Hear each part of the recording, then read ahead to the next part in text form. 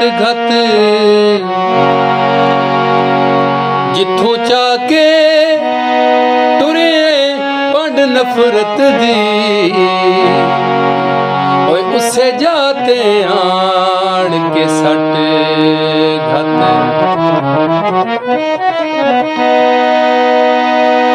ਲਾ ਛਾਨਣੀ ਕਮਲਿਆ ਪਰਖਣ ਆਲੀ ਵਿੱਚੋਂ ਰੋੜੇ ਛਾਣ ਕੇ ਸੱਟ ਘਤ ਜਿਹੜੇ ਪਏ ਸੁਮਾਨ ਖਰਾਬ ਕਰੇਂਦੇ